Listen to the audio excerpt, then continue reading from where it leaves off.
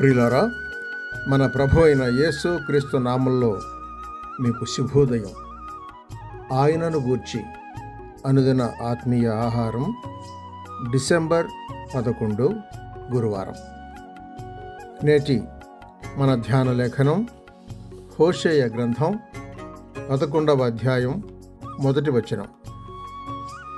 ఇశ్రాయేలు బాలుడై ఉండగా నేను అతని ఎడల ప్రేమ కలిగి నా కుమారుని ఐగుప్తు దేశములో నుండి పిలిచితిని. వ్యాఖ్యానాంశం: చీకటిలో నుండి పిలువబడిన వారం. వ్యాఖ్యానాంశం: చీకటిలో నుండి పిలువబడిన వారం.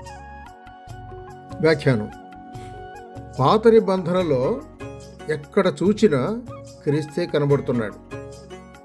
యోహాను సువార్త 5వ అధ్యాయం 39వ వచనంలో తాను అన్నట్టు ఆ లేఖనాలు తనకే సాక్ష్యమిస్తూ ఉన్నాయి.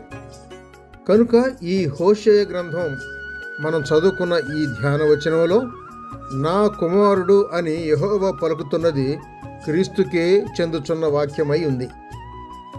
సూచింపబడిన ఆ కుమారుడు క్రీస్తే. ప్రభుదూత ఆజ్ఞాపించినట్లు యోసేపు శిశువైన క్రీస్తును చేతిలో పట్టుకున్న మరియను పిలుచుకొని ఐగుప్తుకు వెళ్ళినది ఎందుకంటే మత్తయి తానే హోషేయ పలికిన వచనము నెరవేరుటకై జరిగెను అని 2వ అధ్యాయం 14-15 వచనాల్లో వ్రాసి తెలుపుతున్నాడు. ఒకటి, యెహోవా తన కుమారుడైన క్రీస్తును ఐగుప్తులో నుండి పిలిచాడు. హేరోదు రాజు చనిపోయిన తర్వాత ఐగుప్తుకు వెళ్ళిపోయిన యోసేపు మరియలు చిన్న శిశువుతో కూడా ఐగుప్తులో నుండి పాలస్తీనా దేశంలోకి వచ్చారు. రెండవది, దీనికి 1016 సంవత్సరాలకు ముందు మోషే దినాలలో మరి ఒక కుమారుడు పిలువబడి ఐగుప్తులో నుండి పాలస్తీనులోకి వచ్చాడు. ఆయనెవరు? నిర్గమకాండం 4వ అధ్యాయం 22వ వచనం చూడండి. ఇశ్రాయేలే ఆ కుమారుడు అని యెహోవా పలుకుతూ ఉన్నాడు. అవును, ఆ జనాంగమే యెహోవాకు ఒక కుమారుడైనట్టుగా ఉన్నారు.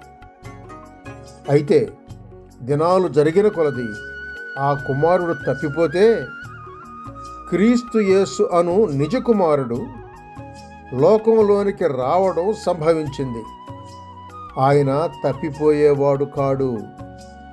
మూడవది, తొలగిపోయి ఐగుప్తులో చేరిన అబ్రాం ఐగుప్తులో నుండి పాలస్తీనులోకి పిలువబడగా వచ్చాడు.